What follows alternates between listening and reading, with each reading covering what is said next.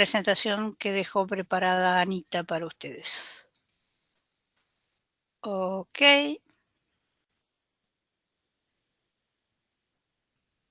Bien.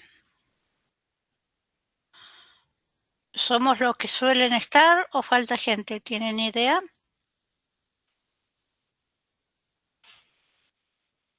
Quizás faltan un par más, pero no muchos. No muchos. Muy bien. Entonces vamos empezando. Y yo igualmente voy a grabar la clase. Y después les voy a subir el link a través del foro de ustedes. Ustedes todos tienen acceso al foro, me imagino. Sí, sí. Ok, bárbaro. Bueno, entonces, no me van a ver porque no tengo cámara en la PC, pero voy a pasar a compartirles la pantalla.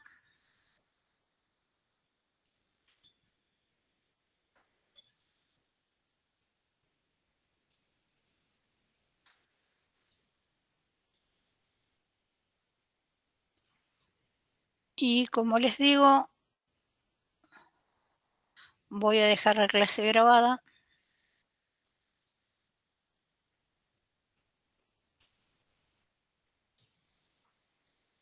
Y después les subiré el link. Esperen un segundito que voy a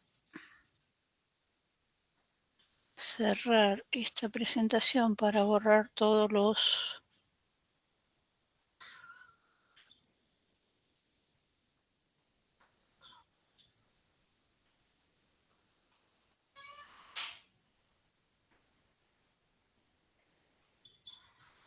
Bien, entonces esto ya lo dejo listo.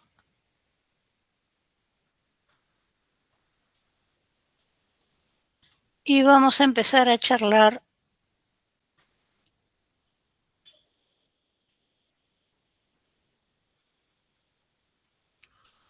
de lo que vamos a ver hoy.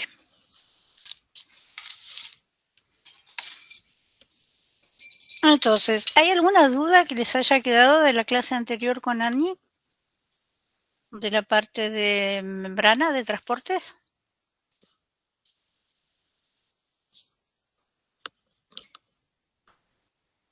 De mi parte no. No, profe. Bueno, ok. Si no, en todo caso se las hacen a ella la clase que viene. Que dependerá también de cómo esté Ana de la voz. Bien, entonces vamos a trabajar con vías metabólicas. Esperen que esto está súper grueso. ¿Y por qué? Bueno. Recordemos un poquito qué quería decir una vía metabólica.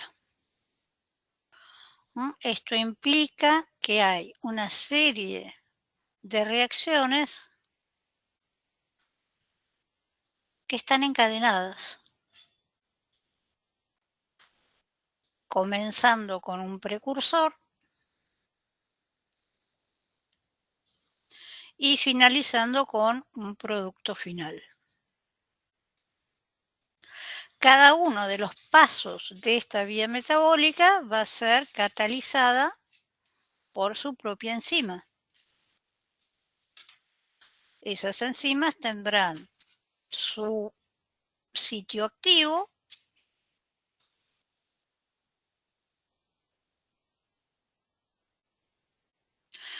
y en general la primera, ahí les presento a una de mis perras, la primera o una de las primeras o antes de una bifurcación, vamos a encontrarnos con las enzimas que son las encargadas de regular toda la vía metabólica. Esperen que tengo que darle aquí. Aquí estamos, volvemos. Entonces, esas enzimas, que son las que regulan toda la vía metabólica, tienen además de su sitio activo, uno o más sitios alostéricos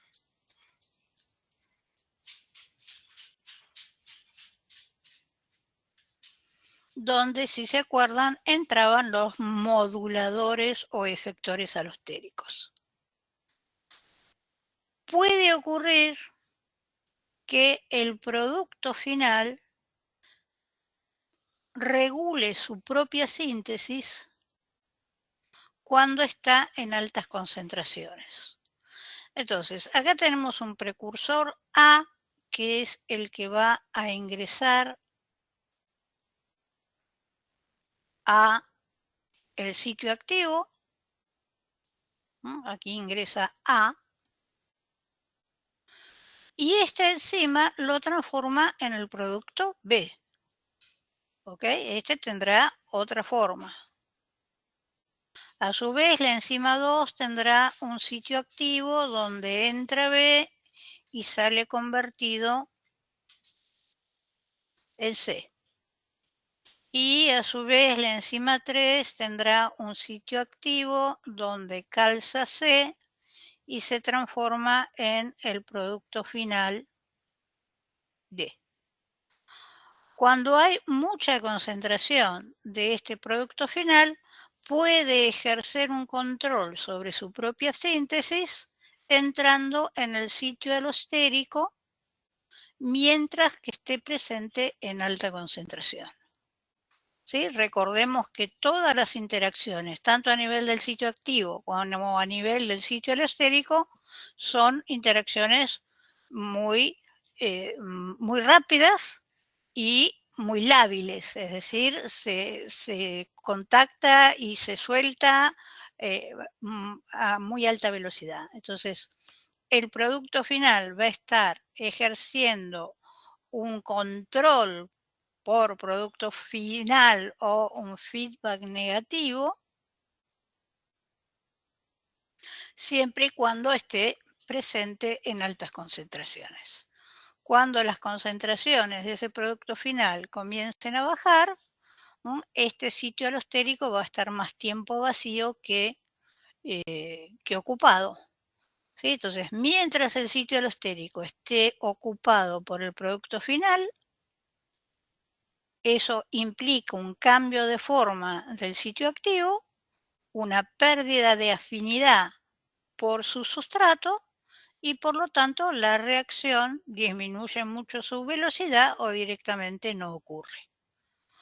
Entonces, cuando se está ejerciendo este control por producto final, A no se convierte en B.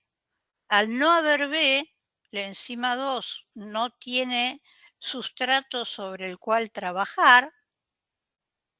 Esta reacción tampoco ocurre, esta tampoco, y por lo tanto deja de generarse el producto final.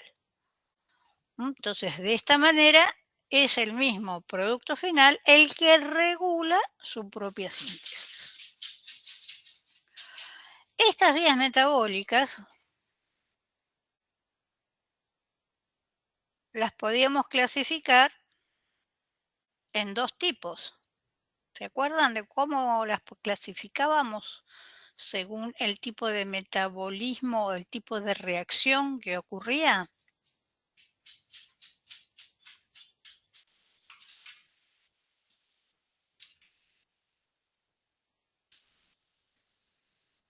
Lo dividíamos en dos tipos o dos grandes tipos de reacciones.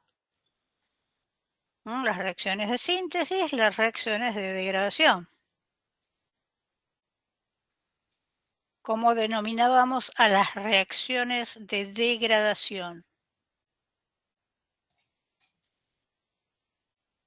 Las que iban de moléculas complejas a moléculas simples.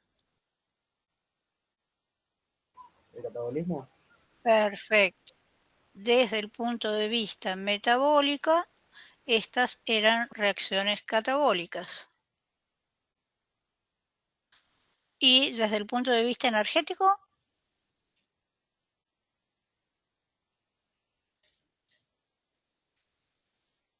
¿qué es lo que estamos haciendo? Estamos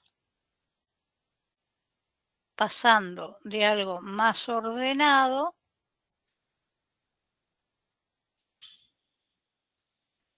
a algo más desordenado.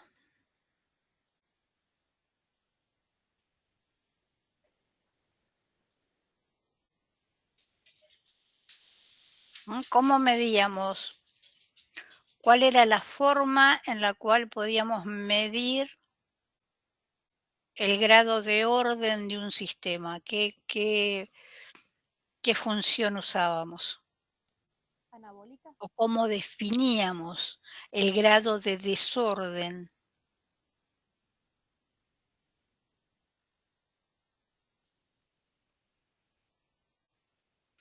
Esto era equivalente a hablar de entropía.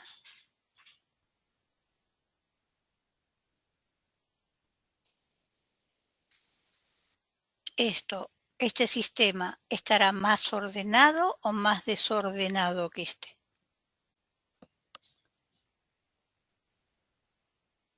¿El reactivo estará más ordenado que el producto o viceversa? ¿Qué les parece?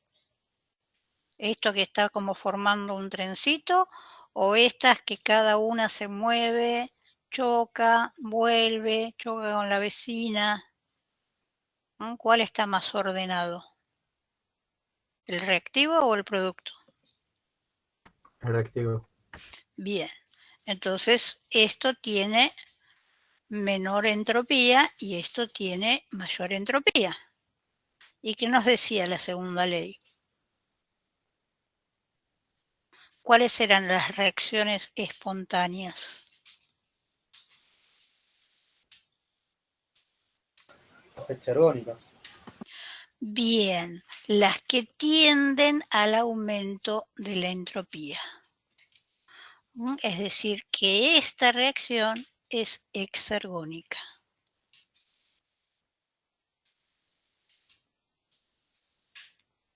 Y por lo tanto va a tener un delta G. ¿Con qué valor?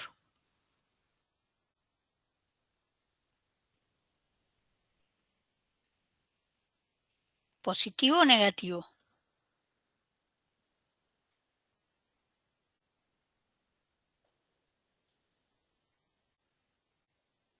Las reacciones espontáneas.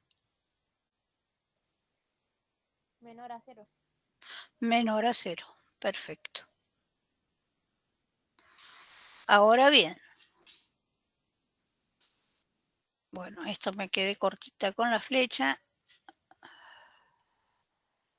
¿Sí? El otro grupo de reacciones con las que vamos a trabajar van a ser las reacciones anabólicas,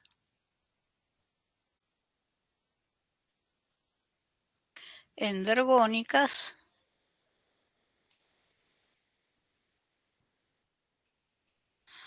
que vamos a empezar a ver cuando terminemos con esto. Hoy vamos a empezar a ver como ejemplo de vía catabólica la vía de la degradación de los hidratos de carbono. Acordémonos que los hidratos de carbono pueden ser polímeros, específicamente los polímeros con función de reserva, ¿cuáles van a ser?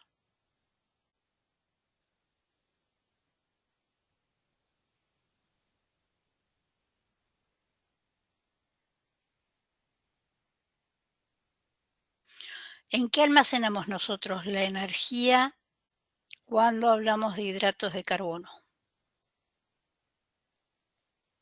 En hígado, en músculo.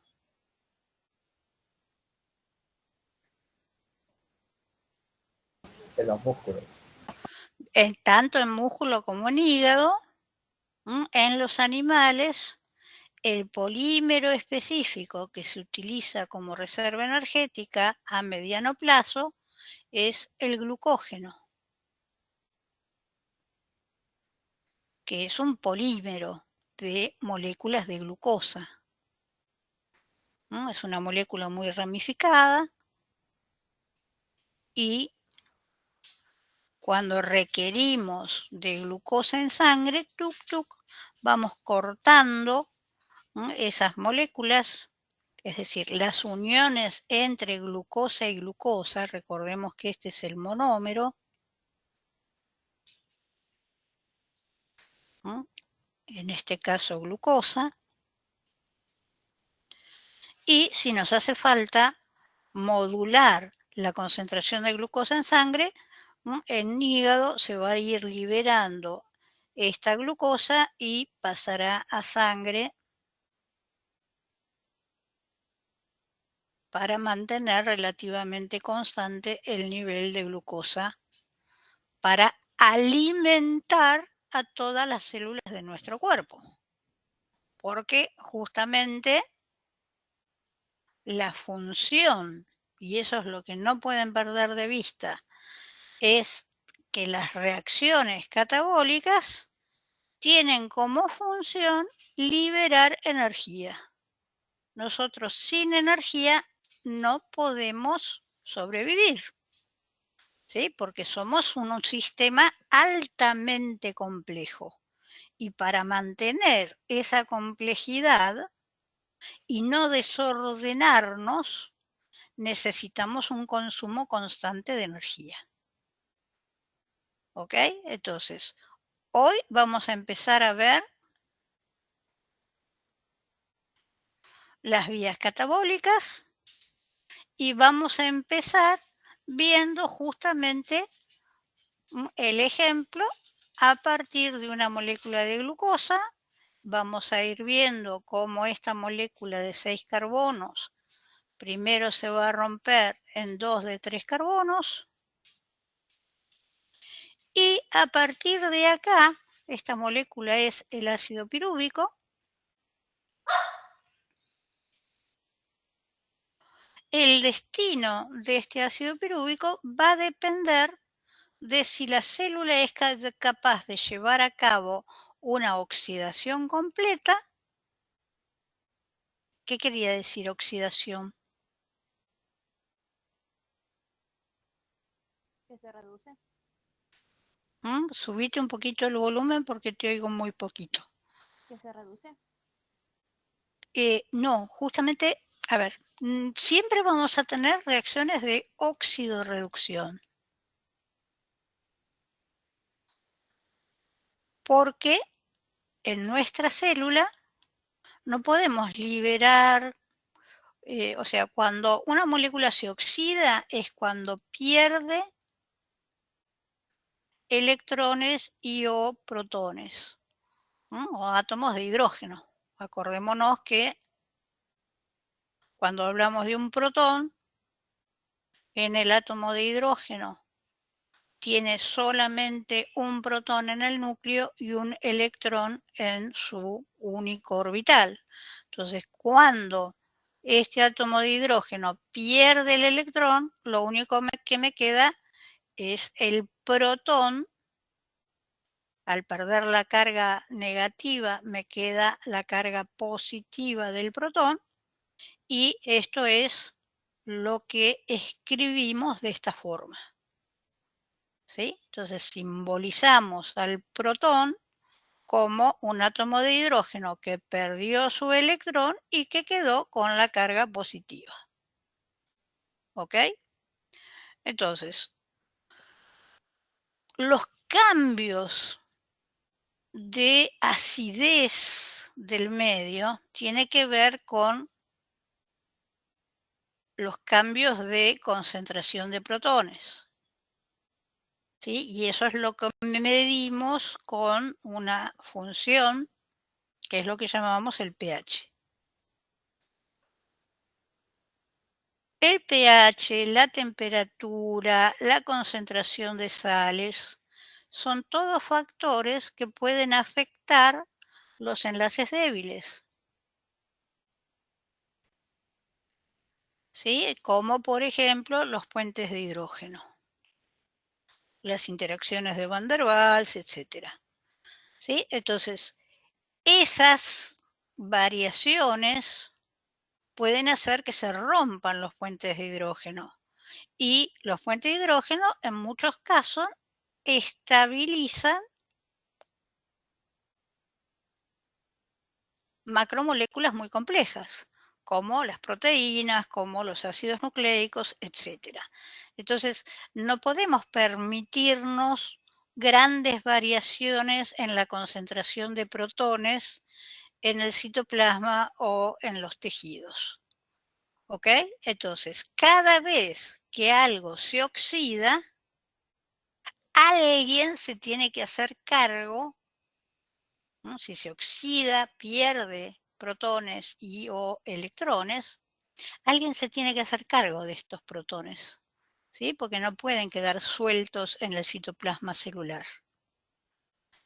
En el caso de la respiración celular,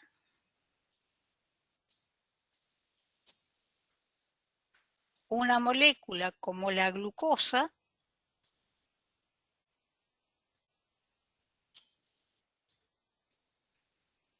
lo que estoy escribiendo acá es lo que corresponde a la respiración celular aeróbica, es decir, que ocurre en presencia de oxígeno. Y en este caso, los productos de esta reacción son 6 moléculas de dióxido de carbono más 6 de agua.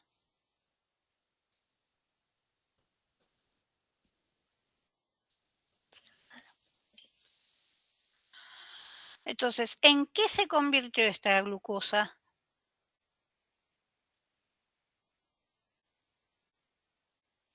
¿Se acuerdan? La glucosa es una hexosa. Eso quiere decir que tiene 6 átomos de carbono, 12 de hidrógeno y 6 de oxígeno. ¿En qué se convirtió?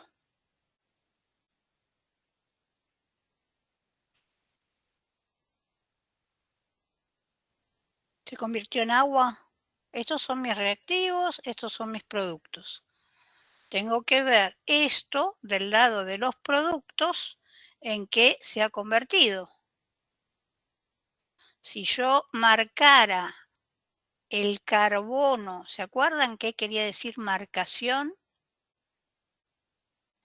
Estábamos usando algún isótopo marcado.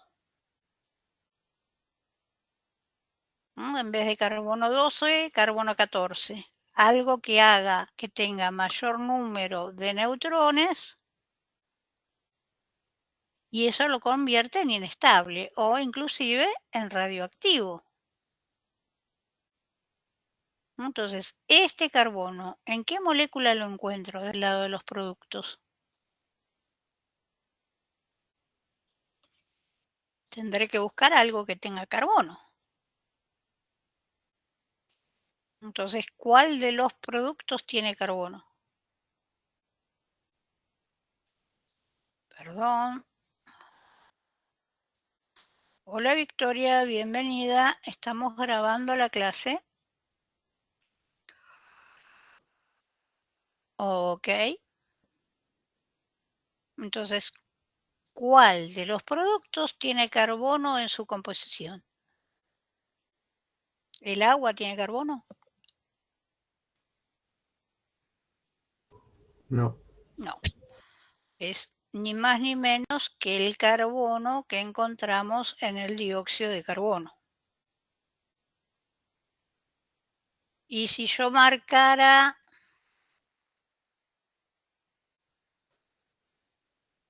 el hidrógeno, ¿dónde, en qué molécula voy a encontrar ese hidrógeno? En el agua. En el agua. Ok. Entonces, ¿qué le pasó a la glucosa para convertirse en dióxido de carbono? ¿Se oxidó o se redujo?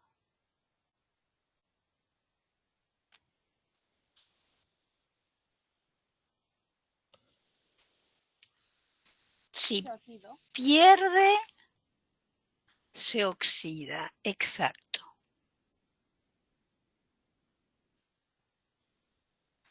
¿No? Cuando hay pérdida de electrones y o protones, esa molécula se está oxidando. ¿Y al agua qué le está pasando?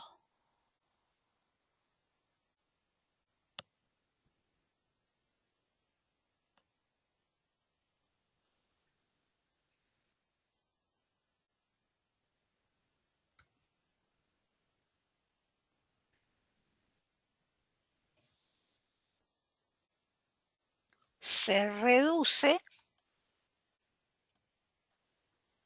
al aceptar los átomos de hidrógeno que fueron liberados en la oxidación de la glucosa. ¿Ok? Entonces, esto implica una oxidación completa, porque le arranqué todos los átomos de hidrógeno a esa molécula de glucosa. Vamos a ver que esto no es siempre el caso. Puede haber casos en los cuales la oxidación de la glucosa sea parcial. ¿Ok? Entonces, lo que vamos a ver es que en este caso,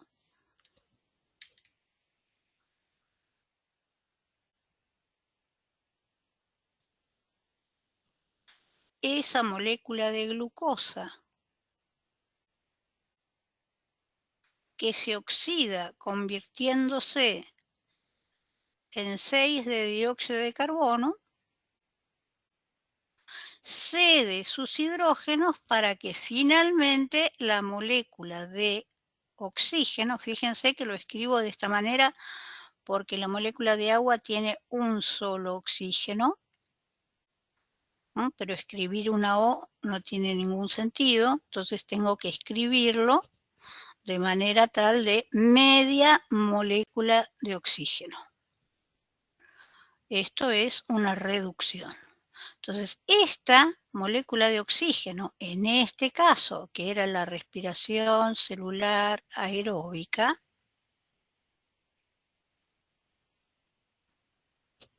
va a ser el aceptor final, ¿no? El destino, el tacho de basura donde me voy a deshacer de esos electrones y protones. Recordemos justamente que las enzimas no se modifican en el curso de la reacción. Entonces, la enzima más el sustrato, complejo enzima-sustrato, enzima más producto. Esta enzima es exactamente igual que esta enzima, para que yo la pueda volver a usar. Entonces, si hay una reacción de oxidación, la enzima no se puede quedar con esos electrones y protones. Tiene que haber algún acompañante, algún carrito transportador que se haga cargo de esos electrones y protones. ¿Quiénes tenían esa función de transportar electrones y protones? ¿Se acuerdan?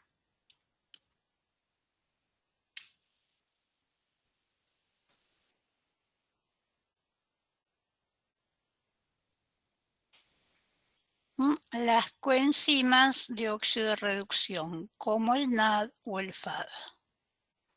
Estas son dinucleótidos. Alto, ahí. No voy a poder escribir acá.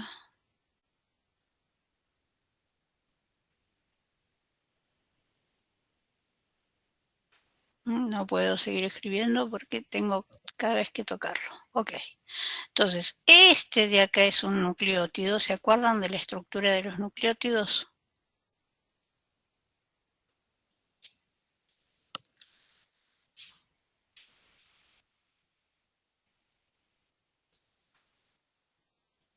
base nitrogenada, azúcar, una pentosa y 1, 2 o 3 grupos fosfato. Si esto es una adenina, esto era una adenosina, y si tenía un solo fosfato era el AMP, si tenía 2 era el ADP, si era 3 era el ATP. ¿Se acuerdan de esto, chicos? Si hay algo, si estoy yendo muy rápido, me frenan, me preguntan, no hay ningún problema. Esta era la estructura de los nucleótidos. ¿Estoy en un nivel de organización?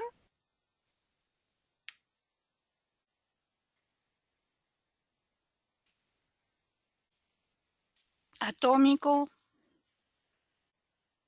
subatómico, celular, molecular. Atómico. No puedo. A ver, espérate un cachitín que busque alguna presentation.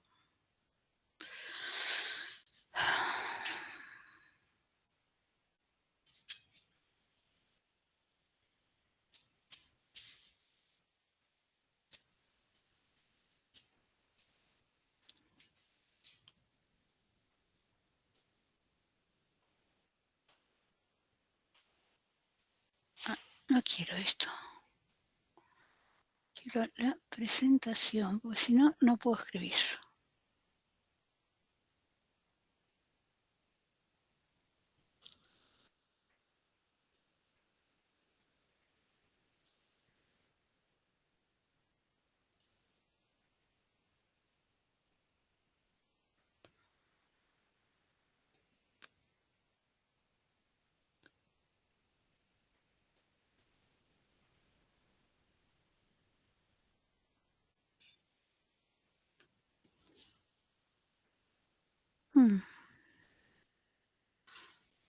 A ver.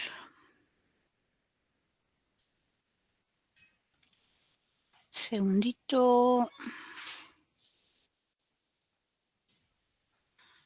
Quiero ver si esta...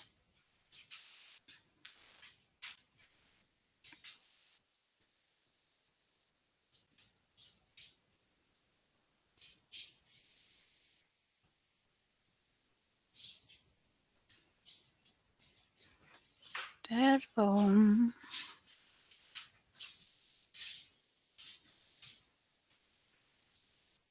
Tengo tantas pestañas abiertas que no me deja abrir la presentación.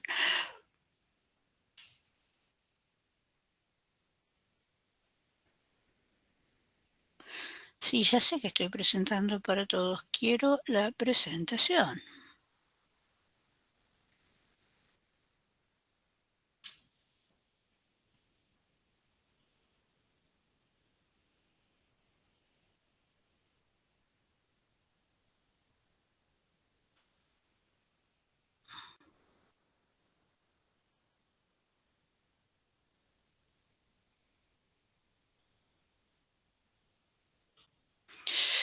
Ufa.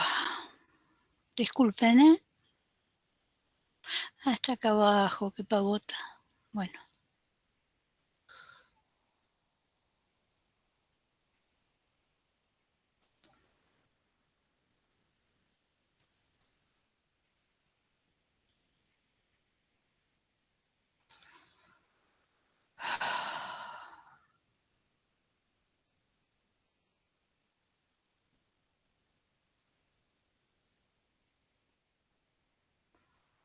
Vamos. Ahí vamos.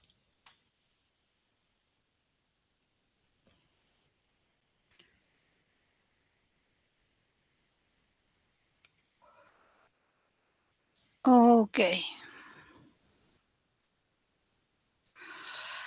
Cuando hablábamos de átomos, estábamos hablando de la estructura de un átomo de hidrógeno, de un átomo de oxígeno, en donde solamente veíamos el núcleo, que en el caso del átomo de hidrógeno justamente no tiene neutrones, y los electrones que los rodeaban. Cuando pasábamos al siguiente nivel de organización, que era a partir del nivel atómico al nivel molecular, pasabas por los diferentes enlaces químicos que te permitían estabilizar esos átomos para completar su octeto o completar su orbital más externo. Y ahí fue donde habíamos hablado de la unión iónica o electrovalente, en donde alguien perdía y otro tomaba electrones, o de las uniones covalentes, en donde se compartían electrones, y acá pasaste al nivel molecular, que podía ser muy simple, como un nivel de una molécula como el dióxido de carbono, o una molécula como una molécula de glucosa, en donde vos ves que tenés un montón de átomos que forman parte de la estructura de esa molécula. Acá en este esquemita simplísimo estamos mostrando en gris los carbonos, en rojo los oxígenos, en azul los átomos de hidrógeno. O moléculas lineales larguísimas como los ácidos grasos, pero seguís estando dentro del nivel molecular. Así como vas a estar en el nivel molecular si hablas de un fosfolípido, ¿sí? Donde estás hablando de una estructura más grande, pero sigue siendo una estructura que llega al nivel molecular. Entonces podés tener moléculas chiquititas como el dióxido, el agua, el metano, y moléculas más complejas como los aminoácidos, los monosacáridos, los nucleótidos o los ácidos grasos. ¿Sí? Entonces, cuando estás parada en el nivel molecular, si estás hablando de los hidratos de carbono, estás hablando de un monosacárido, como la glucosa, la galactosa, la fructosa, etc.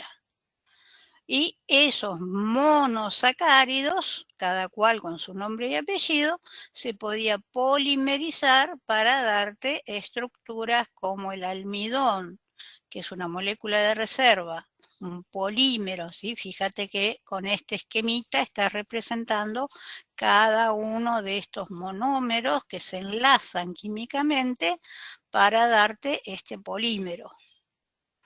¿Sí? Un polisacárido que puede ser el almidón como sustancia de reserva en vegetales o como el glucógeno en animales. A nivel de los ácidos nucleicos, el ADN y el ARN, esos corresponden al nivel macromolecular, son los polímeros, que pueden tener cientos o miles de millones de nucleótidos, ¿sí? Entonces, el nucleótido está en el nivel molecular, donde esto a su vez, el azúcar es una molécula, la base nitrogenada es otra molécula, el fosfato es también es una molécula, y la unión de estas tres moléculas te da este monómero que sigue estando en el nivel molecular, a partir del cual vos lo podés utilizar como si fuera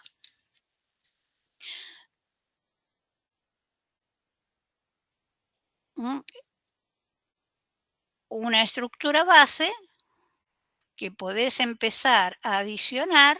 Esto será un dinucleótido, o en el caso del ácido nucleico, acá tenés miles de millones de nucleótidos, donde cada uno de estos representa a un nucleótido. ¿Ok? Fosfato, azúcar, base nitrogenada. fosfato, azúcar, base nitrogenada. Y se van uniendo de a miles de millones. ¿Ok? Y esta será la otra cadena en la cual pasa lo mismo. Fosfato, azúcar, base nitrogenada, esto es un nucleótido, este es otro nucleótido, este es otro nucleótido, perdón, me comí la adenina, ¿ok? Y en el caso de los aminoácidos, este será el monómero a partir del cual podés formar el polímero, con cientos de estos monómeros.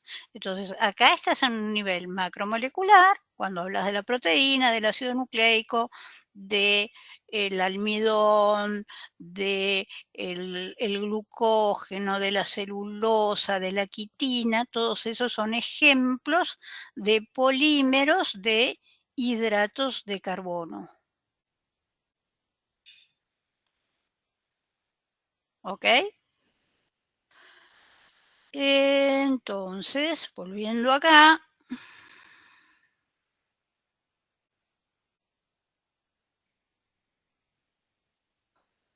ya me fui, no me acuerdo ya de qué les hablaba, pero bueno, supongo que les estaba diciendo que esto es una molécula, estos también son moléculas, pero son moléculas más pequeñas y más simples. ¿Ok? Entonces, la pregunta, ahora ya me acordé, era cuáles eran los intermediarios, los carritos transportadores que me permitían hacernos cargo de los electrones y de los protones que se liberan cuando se está produciendo una oxidación. ¿Sí? De nuevo, la oxidación implica la pérdida de electrones y o protones. Entonces, ahora sí, vamos aquí. Esta era la estructura del nucleótido y la pregunta había sido si estamos dentro del nivel atómico, celular, molecular, macromolecular. De acuerdo a lo que acabamos de discutir. ¿Esto qué nivel de organización es? Molecular. Perfecto. Recuerden también que esto es nivel molecular porque esto es la base nitrogenada, esto es nivel molecular porque es el azúcar, esto es nivel molecular, ¿sí? Y la suma de todas estas moléculas me da el nucleótido. Es decir, una molécula un poquito más compleja que la suma de sus partes. Pero si me preguntan el nivel de organización de la adenina, y bueno, es molecular. Del azúcar, la ribosa de 5 carbonos, y es un nivel molecular. Entonces, a partir de ahí, vamos a analizar qué funciones pueden tener esos nucleótidos cuando todavía no están como polímeros. Entonces, una de sus funciones es ser intermediario energético. El ATP, del cual han hablado 500 millones de veces. Si la base nitrogenada en vez de adenina es la guanina, será el GTP. Si la base nitrogenada es el uracilo, será el UTP. Y si la base nitrogenada es la citosina, será el CTP. Siempre que estemos hablando de trifosfatados. Si no, será ADP, GDP, etc. En el caso de las coenzimas, justamente vamos a hablar de 3 tipos de coenzimas. Estas dos que funcionan como enzimas de óxido-reducción, no voy a poder escribir en el PDF, y más adelante hablaremos de los segundos mensajeros. Vamos a achicar un poquito esto. Y bueno, Una de sus funciones es como intermediario energético, que vamos a ver que justamente lo que vamos a hacer hoy es acoplar la síntesis de ATP a la degradación de moléculas orgánicas. En particular, hoy vamos a hablar de la molécula de glucosa y esto me está representando justamente el primer paso de la degradación de la molécula de glucosa en 2 moléculas de 3 carbonos. Durante este proceso se libera energía porque esta reacción es catabólica y exergónica. Y parte de esa energía es la que vamos a usar para sintetizar ATP a partir de ADP y fosfato. De nuevo, el ATP se puede usar y reciclar cientos de miles de veces, porque es lo que digo, comparémoslo con un carrito de transportador. Acá está vacío, acá está lleno, ¿sí? Porque usé energía para cargar ese carrito y después poder usar y volcar esa energía en todos aquellos procesos que así lo requieran. Por ejemplo, pasar una molécula sencilla a una compleja. Es decir, una reacción anabólica. La otra de sus funciones era la de ser coenzimas.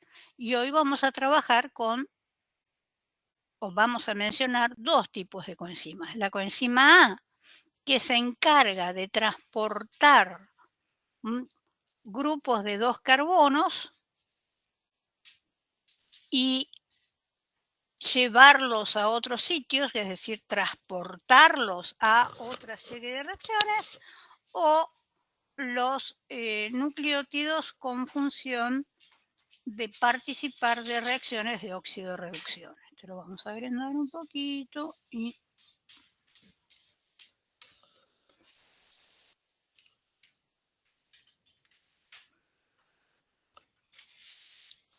ok, entonces esto era simplemente para que vieran la estructura. ¿Por qué decimos que es un dinucleótido? Bueno, acá tenemos una base nitrogenada que no encontramos ni en el ADN ni en el ARN y que le da el nombre a este compuesto. Esto es la nicotin adenin dinucleótido. ¿Sí? Entonces acá tenemos un nucleótido, acá tenemos otro nucleótido, ¿sí? De nuevo, base nitrogenado, azúcar, fosfato, base nitrogenada, azúcar, fosfato. Y cuando ganan electrones y protones, se reducen. A esto denle bola, sepan reconocer la forma reducida y la forma oxidada, porque hay miles de preguntas, pero muchas veces se puede jugar con si están en su forma oxidada o en su forma reducida en función al tipo de proceso al cual están asociados. Y acá tenemos la otra que vamos a presentar hoy, que es el FAD. De nuevo, esta es una base nitrogenada poco conocida para nosotros, que es una flavina, y es la que le da el nombre a el dinucleótido. Esto que está acá es una adenina.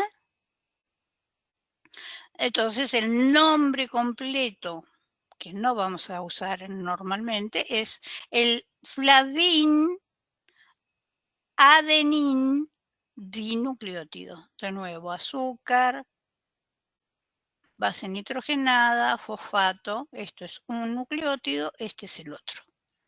¿Ok? Entonces, cuando a esto le agrego protones y electrones, pasamos de la forma oxidada a la forma reducida. ¿Ok? Y la coenzima A, como les decía recién, transporta grupos de 2 carbonos. Bien, entonces, en el medio entre esta molécula compleja, que es mi molécula de glucosa, que se está oxidando de manera completa, esta es una oxidación completa de mi molécula de glucosa, a el dióxido de carbono, ambos a nivel molecular, voy a tener que tener ese intermediario dióxido de reducción, que bien es el NAD en su forma oxidada, o bien es el FAD. Después vamos a ver que esto depende del tipo de reacción a la cual esté acoplada. Entonces, si es el NAD, acepta los electrones, acepta los protones y pasamos a carrito cargado, que va a ser nuestro NAD reducido, al cual escribimos de esta manera. Si es el FAD que cumple la misma función, lo escribimos en su forma reducida de esta forma. Entonces, esta es la forma en que escribimos la forma reducida de estas coenzimas oxidadas. ¿Sí? Entonces, acompañando la oxidación de la molécula de glucosa, tiene que ocurrir la reducción de alguna coenzima. Y finalmente tenemos que ser capaces de volcar el contenido de este carrito en alguien que se haga cargo, perdón,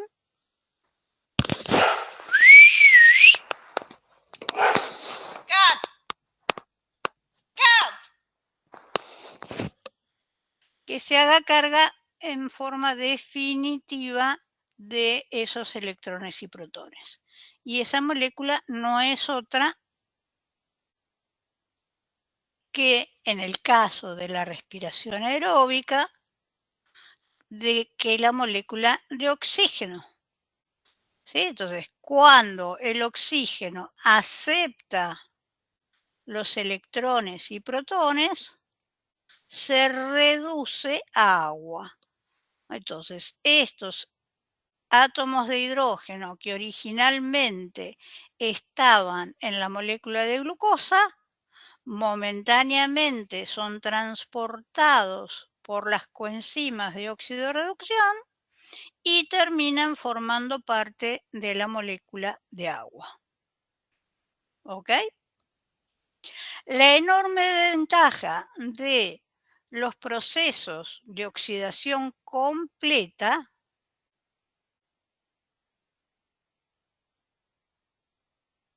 es que, asociado a esta etapa en la cual estamos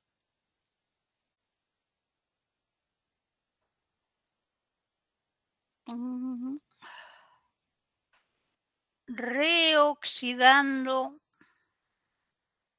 las coenzimas, acoplada a la reoxidación de las coenzimas, tenemos la enorme ventaja de acoplar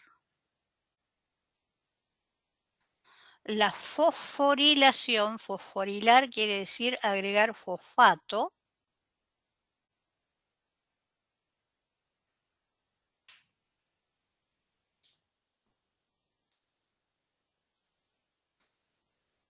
al ADP y transformarlo en ATP.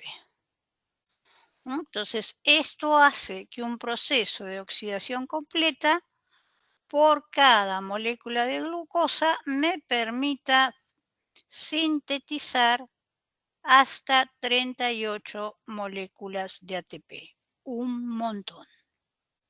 Pero para que esto pueda ocurrir, yo voy a tener que dividir esto en pasos muy ordenados, tal de exprimirle completamente los átomos de hidrógeno y obtener la máxima cantidad de energía posible a partir de esta molécula que se está degradando. ¿Ok? Entonces, vamos de nuevo.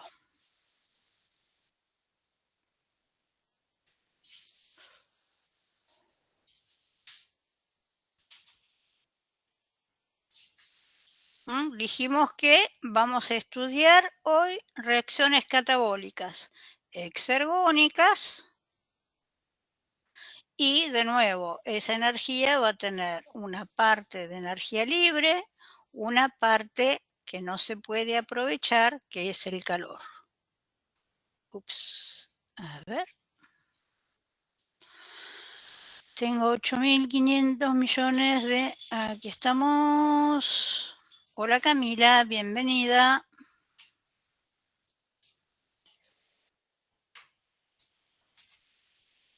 Entonces, una fracción de esa energía que está siendo liberada es la que queremos aprovechar para acoplar a esta reacción exergónica reacciones endergónicas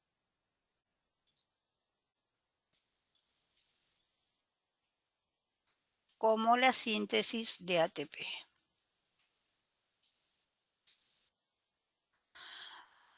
El resultado, es decir, la cantidad de energía que yo pueda atrapar de la ruptura de estos enlaces, va a depender de la forma en la cual se realiza esa reacción y si esa oxidación que estoy llevando a cabo es completa o no lo es.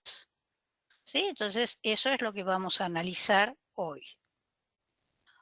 Recordemos, dijimos que las reacciones metabólicas las podíamos dividir en reacciones de degradación, exergónicas, y reacciones anabólicas endergónicas. El ejemplo que vamos a ver de esto va a ser la reacción de fotosíntesis.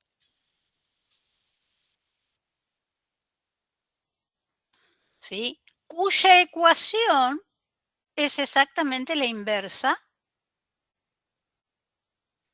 de la que acabamos de ver. Lo cual no quiere decir que el proceso sea el inverso. El proceso es muy distinto.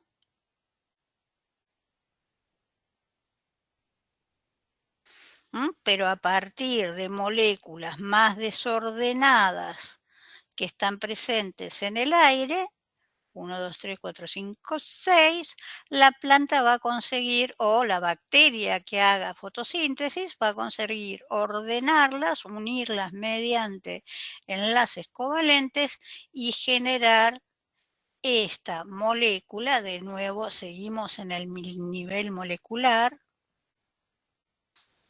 que va a ser la molécula de glucosa. Como producto de descarte se produce oxígeno. Entonces, hoy vamos a empezar con la degradación de los hidratos de carbono. Lo que tiene que quedar claro es que los hidratos de carbono no son las únicas moléculas orgánicas que podemos utilizar como fuente de energía. Recordemos que dentro de los grupos de biomoléculas estaban los lípidos, los hidratos de carbono, las proteínas y los ácidos nucleicos. Cualquiera de estos compuestos puede ser degradado y en general los ácidos nucleicos son los que menos energía nos van a producir, salvo que, bueno, que claramente los partamos en sus componentes. Los lípidos, habrá lípidos de reserva,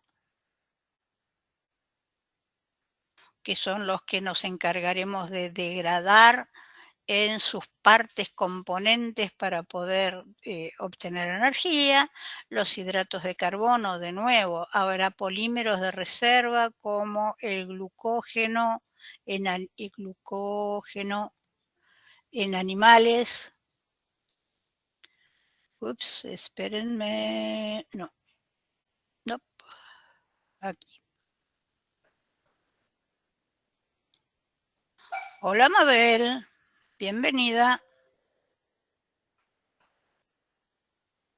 Y les decía, moléculas de reserva como el glucógeno o el almidón en las plantas. Y por aquí vamos a empezar. ¿No? Las proteínas, ojo, las proteínas están compuestos por aminoácidos. ¿Sí? Eso quiere decir que tienen un grupo amino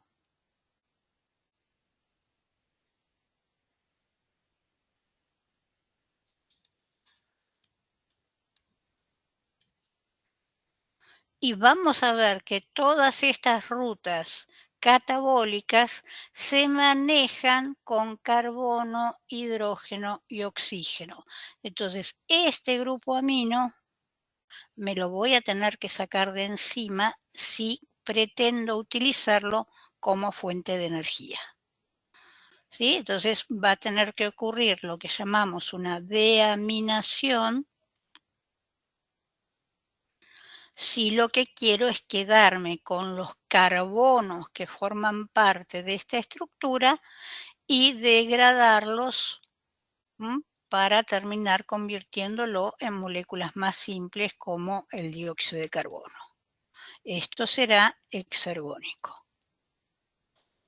Pero me tendré que sacar de encima el grupo amino porque estas rutas catabólicas que terminan siendo lo que llamamos un nudo metabólico, esto presentación total. Lo que vamos a ver hoy es la glucosa que se transforma de 6 carbonos en 2 de 3 carbonos. Y a partir de acá, la forma en que se completa la degradación va a depender de si esa oxidación es completa o no. En presencia de oxígeno, la oxidación será completa, es decir, le vamos a arrancar absolutamente todos los hidrógenos y lo vamos a terminar convirtiendo en dióxido de carbono. Y si no hay oxígeno presente, vamos a pasar a una oxidación parcial. Y vamos a hablar de procesos de fermentación. Entonces, en principio lo que va a pasar es que esta molécula de 3 carbonos, si la voy a oxidar completamente, primero le voy a arrancar un carbono. No perdamos de vista que la ecuación general me dice que si la oxidación es completa, yo tengo que obtener 6 moléculas de dióxido de carbono. Es decir, tengo que romper esta molécula de 6 carbonos en 6 de un carbono cada uno. ¿Ok? Entonces, esta de 6 carbonos primero se rompe en 2 de 3 carbonos cada uno. Esta primera etapa, que es la glucólisis, es común a todos los seres vivos. Y es lo que planteó inicialmente la posibilidad de la existencia de un antecesor común para todos los seres vivos, porque desde la bacteria más simple hasta el organismo más completo, más complejo, llevan a cabo esta parte inicial de la degradación de la glucosa. Entonces, si le vamos a arrancar todos los átomos de hidrógeno, ¿no? Que es lo que implica una oxidación, primero hacemos la descarboxilación, es decir, arrancamos el primer dióxido de carbono y como de acá obtuvimos 2, obtenemos 2 de estas y 2 de estas. Este grupito de 2 carbonos es lo que llamamos un grupo acetilo. Y le vamos a unir el carrito transportador de los grupos de 2 carbonos, que era la coenzima A.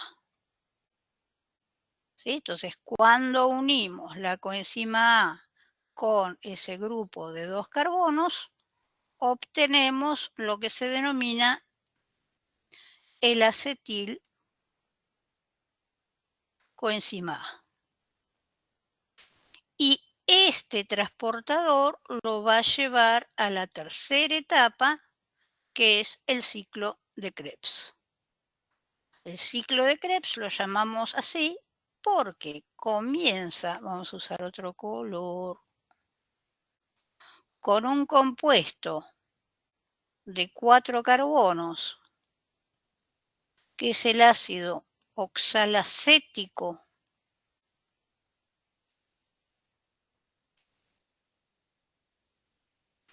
o oxalacetato. Esto tiene que ver con que en condiciones fisiológicas este ácido pierde el protón y queda cargado, entonces se lo llama oxalacetato, lo mismo que hablamos muchas veces de, en vez de ácido pirúvico, hablamos de piruvato. ¿Ok? Entonces, a partir de este compuesto de 4 carbonos, vamos a iniciar una serie de reacciones que van a terminar reconstituyendo la molécula de partida. Por eso decimos que es un ciclo. Esto es el ciclo de Krebs. Entonces, los 2 carbonos que trae la coenzima A se unen con estos 4 carbonos, la coenzima A se libera y la vuelvo a usar. Va a ir a buscar otro ácido pirúvico para volver a llevar a cabo esta reacción. Y esto pasa todo el tiempo. Acuérdense, son carritos transportadores. Me lo trae hasta acá, lo deja y se va a buscar otra molécula con la cual reaccionar. Entonces, cuando lo dejo sobre el compuesto de 4 carbonos, formo uno de 6 carbonos, el ácido cítrico. A partir de acá voy a tener un montón de reacciones químicas en las cuales primero pierdo un carbono de esos que ingresaron como acetil-CoA. Esto se convierte en un compuesto de 5 carbonos y finalmente pierdo el segundo carbono y vuelvo al compuesto inicial de 4 carbonos. Entonces, en conclusión, fíjense lo que teníamos dibujadito acá. La glucosa, que tiene 6 átomos de carbono, tiene que ir rompiendo esos enlaces de manera muy ordenada, tal que finalmente obtengamos estos 6 carbonos. Cada uno es cada cual y están solitos. Entonces, a partir de la molécula de glucosa, primero lo rompo en 2 de 3 carbonos. No perdí ninguno todavía. Y obtengo 2 de estas moléculas de 3 carbonos. Siguiente etapa, pierdo, como obtuve 2 de 3 carbonos, voy a tener, después de esta reacción, 2 de 2 carbonos más 2 de un carbono cada uno. Quiere decir que ya obtuve las primeras 2 de las 6 que tengo que obtener. En el siguiente paso, una de estas moléculas de acetilcoenzima A ingresa en el ciclo de Krebs, obtengo 2 carbonos. Y la segunda va a ser exactamente lo mismo. Le va a pasar lo mismo. Y voy a obtener los últimos 2 carbonos que completaron la oxidación de la glucosa. Entonces, cuando llegamos al ciclo de Krebs, se completó la oxidación de la molécula de glucosa. Ahora, acompañando cada una de estas etapas de oxidación, ¿quién tiene que intervenir?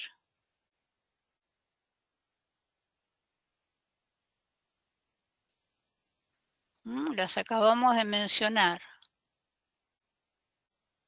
Las coenzimas de óxido-reducción.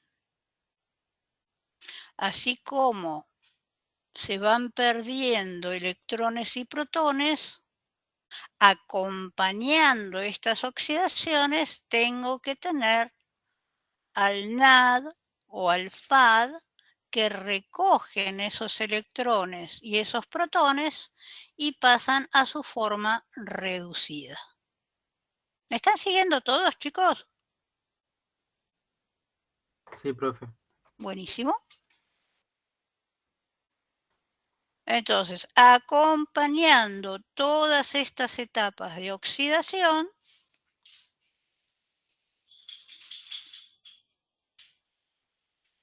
lo achico un poquito para poder meter todo en una pantalla.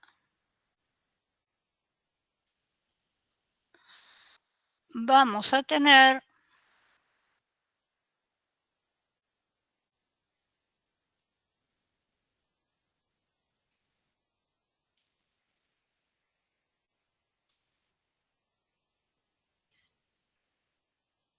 ¿sí? Lo saco así para no complicarnos la vida. En todas estas etapas vamos a tener NAD oxidado que sale como NAD reducido. Y en particular, en el caso del ciclo de Krebs, además vamos a tener FAD que pasa de oxidado a reducido. Estos son los 2 tipos de coenzimas de oxidorreducción que acompañan de nuevo la oxidación de la glucosa a dióxido de carbono. Entonces, todos esos NAD reducidos y esos FAD reducidos que hemos obtenido acompañando a la oxidación de la glucosa van a pasar a la siguiente etapa,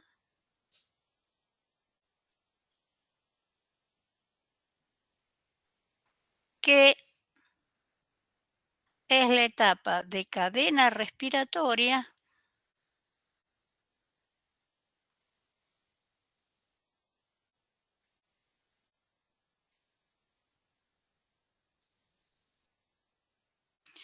que tiene por objetivo reoxidar las coenzimas reducidas.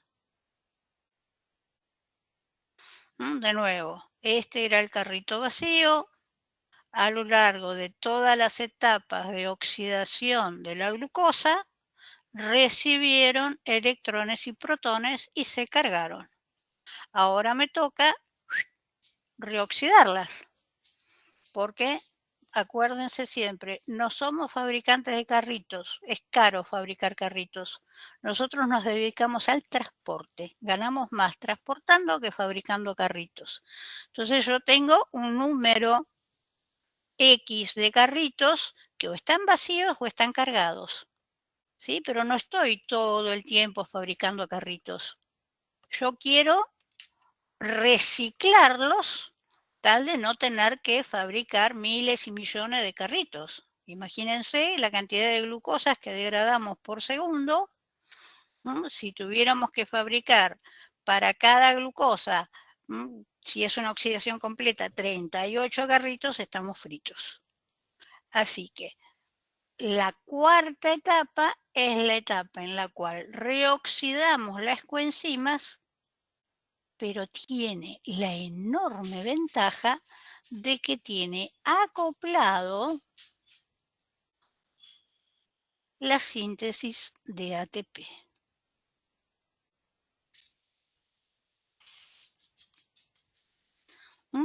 Como lo que estamos haciendo es agregarle un fosfato al ADP, esto es lo que llamamos una fosforilación. Y como la fuente de energía para hacer el enlace entre el ADP y el fosfato es un proceso de oxidación, lo llamamos fosforilación oxidativa. ¿Ok? Entonces, la cadena respiratoria tiene que ver con esto, con que el NAD, perdón, quedó medio trucho, el NAD reducido o el FAT reducido se reoxide.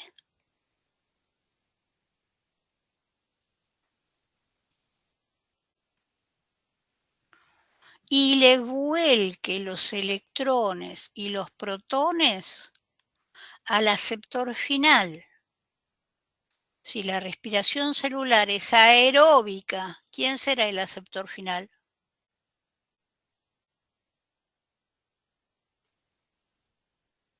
Aeróbica, ¿qué quería decir?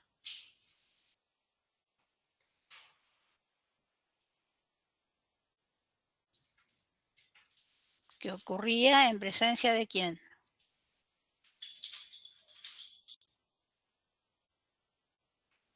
La ecuación general de la respiración aeróbica, esta si no se la aprenden, miren, estamos fritos.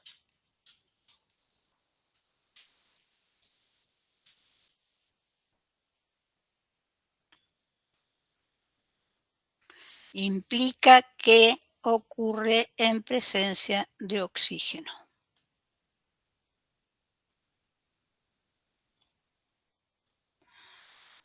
Entonces, esa molécula de oxígeno es la que va a funcionar como receptor de los electrones y protones que le estoy vaciando al carrito transportador. ¿Sí? Ese vasito se vuelca y lo vuelco en el tacho de basura, que es el oxígeno. Entonces, el oxígeno recibe esos electrones y protones y por lo tanto se reduce ¿a qué?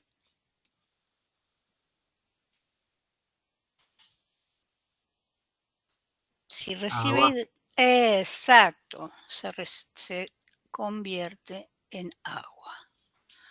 Entonces, esos hidrógenos que originalmente estaban en la glucosa fueron transportados por las coenzimas de óxido de reducción y terminan formando parte de la molécula de agua. ¿Sí? Entonces yo necesito del carrito transportador porque estos hidrógenos no saltan directamente al agua, sino que provienen de la glucosa que se oxidó por completo a 6 de dióxido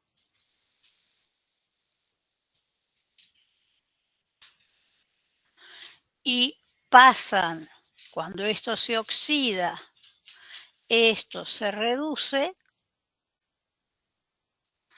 y cuando esto se reoxida, se lo cedo al oxígeno para que se convierta en agua. Como les decía, la enorme ventaja es que acoplado a esto voy a poder fabricar una enorme cantidad de ATP. En este caso, hasta 38 ATPs. Recordemos que esta no es la única forma de hacer una oxidación completa, ¿sí? Porque puede ser, en vez de una respiración aeróbica, en donde el aceptor final es el oxígeno, puedo tener una respiración anaeróbica,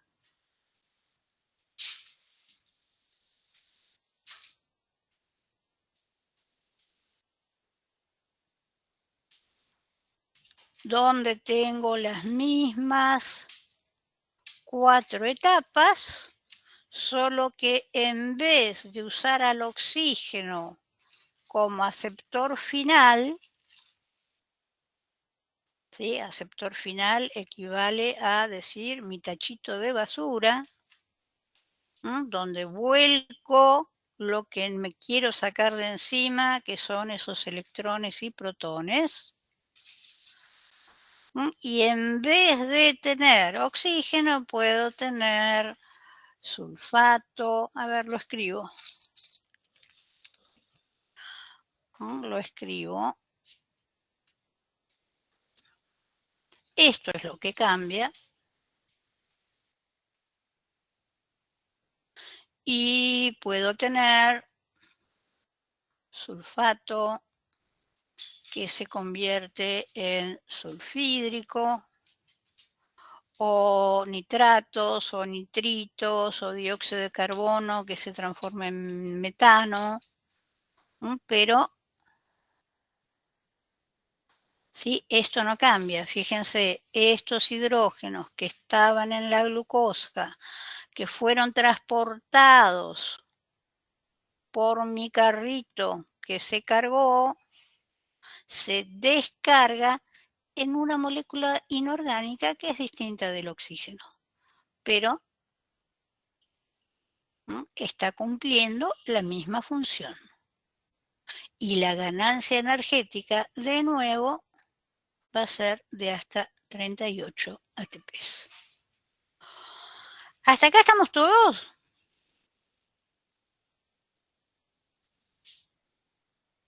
Sí, profe. Buenísimo. ¿Quieren hacer un descanso? Bueno, Qué tímido fue ese bueno. Asumo que todos quieren hacer un descanso.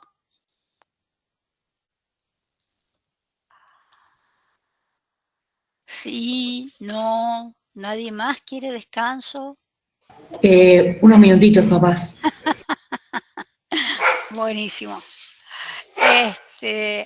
Entonces, yo tengo y menos cuarto, nos encontramos a las 7. ¿Ok? Así tienen tiempo de hacer su mate